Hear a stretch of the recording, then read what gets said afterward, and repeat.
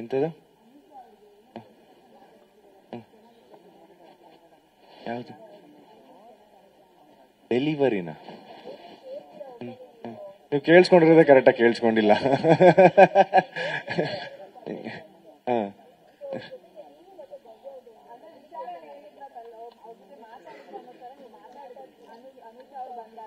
ನಮಗೆ ಮ್ಯೂಚುವಲ್ ಫ್ರೆಂಡ್ಸ್ಗಳು ತುಂಬಾ ಜನ ಇದಾರೆ ಅನುಗೆ ನನಗೆ.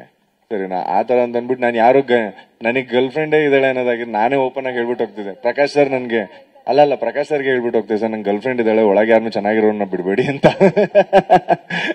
ಸುಮ್ನೆ ಅಲ್ಲೋಗಿ ಮತ್ತೆ ಪ್ರಪೋಸ್ ಮಾಡೋದು, ಆಚೆ ಇರೋಳ ಕೈಲಿ ಹಾಕೋದೇ ತಿನ್ಬೇಕು ಅಂತ. ನಂಗೆ ಆ ತರದ್ ಯಾರು ಇರ್ಲಿಲ್ಲ. ಹನುಮಂತ್ ಅವರೇ, ಬಿಗ್ ಬಾಸ್ ಮನೆ ಒಳಗಡೆ ಹೋದ್ ಸ್ವಲ್ಪ ದಿನಕ್ಕೆ ಒಂದ್ ಮಾತು ಹೇಳ್ತೀರಾ? ಬಿಗ್ ಬಾಸ್ ಹನುಮಂತ್ ಇಲ್ಲಿ ಅಲ್ಲಿ ಒಳಗಡೆ ಇರೋ ಪ್ರಾಪರ್ಟಿ ಎಲ್ಲ ಫರ್ನಿಚರ್ಸ್ನೆಲ್ಲ ನಾನು ತುಂಬ್ಕೊಂಡು ಹೋಗ್ತೀನಿ ಅಂತ ಡೈರೆಕ್ಟರ್ ಇಲ್ಲ ಅವರೇ ತಗೊಂಡ್ ಹೋಗ್ತೀರಾ ಕೇಳ್ಬಿಟ್ಟು? ಹೇಳಿದ್ರಿ ಮೊನ್ನೆ ಟಿವಿ ಫ್ರಿಜ್ ಕೇಳಿದೆ, ಕೊಡ್ಲಿಲ್ಲ.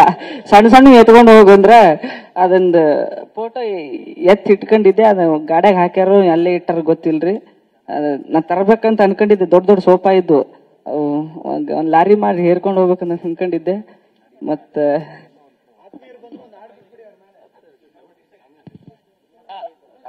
ಡೈರೆಕ್ಟ್ರೆ ಪ್ರಕಾಶ್ ಸರ್, ಡೈರೆಕ್ಟ್ರೆ ನಿಮ್ಗೆ ಪ್ರಕಾಶ್ ಸರ್, ನಮ್ಗೆ ಸರ್ ಪ್ರತಿ ಸಾರಿ ಬಿಗ್ ಬಾಸ್ ಬಂದಾಗ, ಫಿನಾಲೆ ಟೈಮಲ್ಲಿ ಬಂದಾಗ, ಗೆಲುವಿನ ವಿಚಾರ ಬಂದಾಗ ವೋಟಿಂಗ್ ಪರ್ಸೆಂಟೇಜ್ ಮ್ಯಾಟರ್ ಆಗುತ್ತಾ ಅಥವಾ